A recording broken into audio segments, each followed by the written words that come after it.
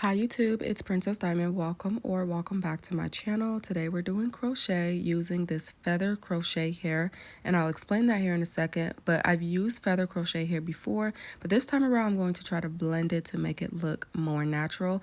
So the hair that I'm using is from HerGivenHair, and again, this is their feather crochet hair. The texture is curly 3B to 3C. They do offer other textures as well. I'll drop a link to the hair down in the description if you're interested in checking it out, or the other textures that they offer. I was not a fan of the ring that the hair was placed on. It was not the easiest thing to remove the hair from. I felt like it kept getting snagged, and you have to be very careful to not rip the string that this hair is on. Because then you're not able to do the crochet if the string breaks. So I did not like that. Other than that, no complaints with the hair. It's human hair, so we love that. It can be taken down, washed, and reused. So I'm starting out with sectioning just the front side of her hair. I'm going to do some braids going straight back just in this front section right here. So we did a couple braids in the front, going straight back.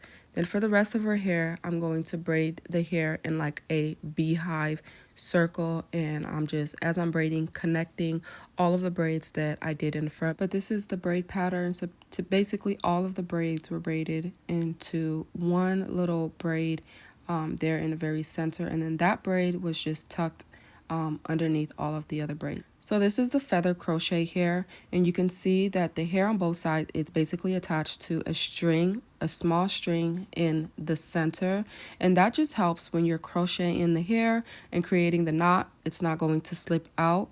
Also reduces the amount of hair that you're losing just throughout the crochet style. It's just a lot simpler and neater, and you don't lose hair. So I really like this feather crochet hair, and I think it's very easy and simple to install. I also like the way HerGivenHair, their string in the center is not very long, so it makes it to where when you're crocheting in the hair, you don't have a lot of that string showing, just to give it a more natural look. Now in the front, because the braids are a little bit smaller, you can see the string. So again, that's where we're going to try to blend this. So as you guys can see, I'm using my crochet hook, and I'm going underneath the entire braid in the front, or at least most of the braid, all the way to the front, and then I'm attaching the hair onto the crochet hook and pulling that crochet hair from underneath the braid all the way through the other side. And so now I'm just using the crochet hook, and I'm just going to basically take that end of the braid, or sorry, that end of the hair, and I'm going to wrap it back around so that way it comes back out in the front where the other side of that hair is. I'm going to show it again, but this is something that's best to watch and maybe do it as you're watching and learning. So again, taking the crochet hook, I'm going to put it straight underneath the braid all the way to the front of the braid and attach the crochet hair to it. And then I'm going to pull it all the way through to the other side. So both sides is underneath, coming from underneath the braid. Then I'm going to take that one end in the back, and I'm going to start to wrap that around so that it can start coming back to the front.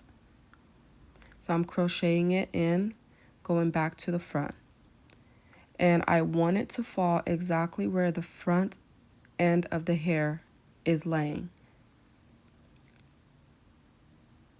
So I'm putting it in the same area, the same section where that front end is coming out of or from.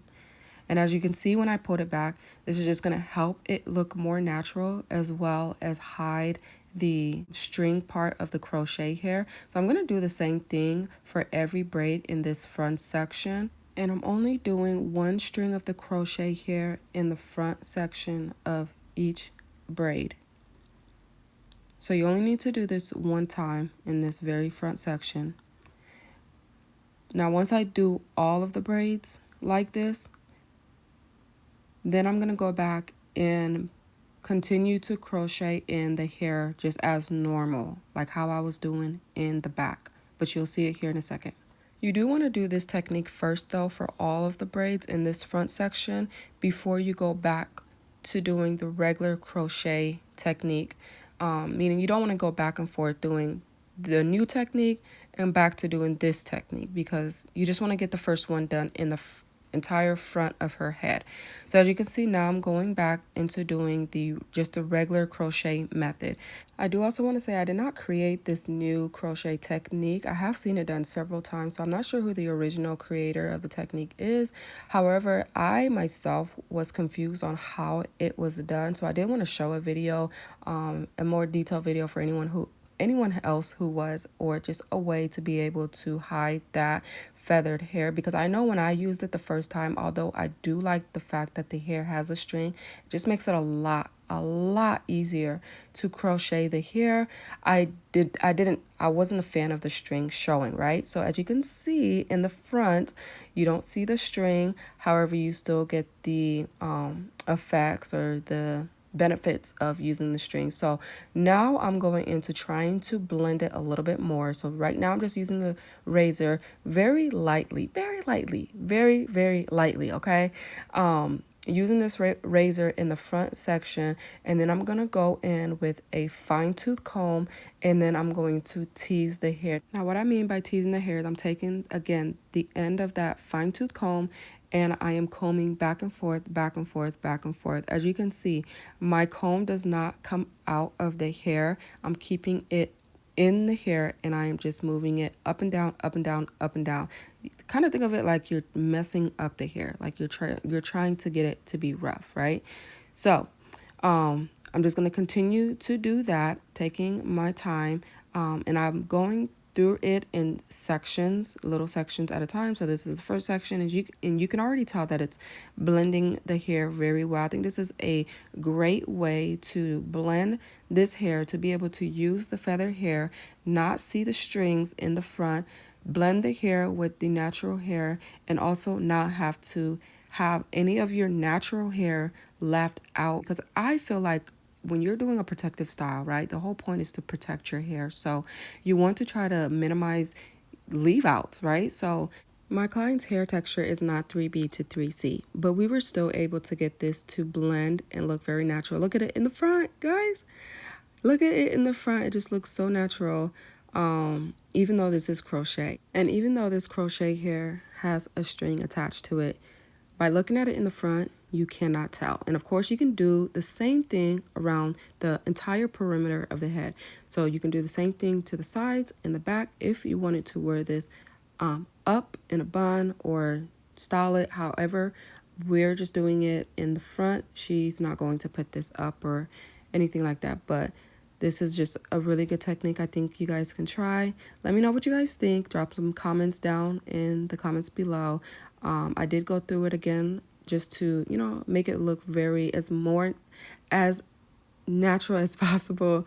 So I really did take my time going through it, but this is what it's looking like. Leave some comments for me down below.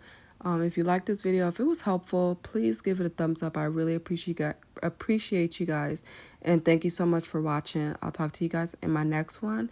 As always, I hope you guys be blessed, stay protected, stay filled with love and peace.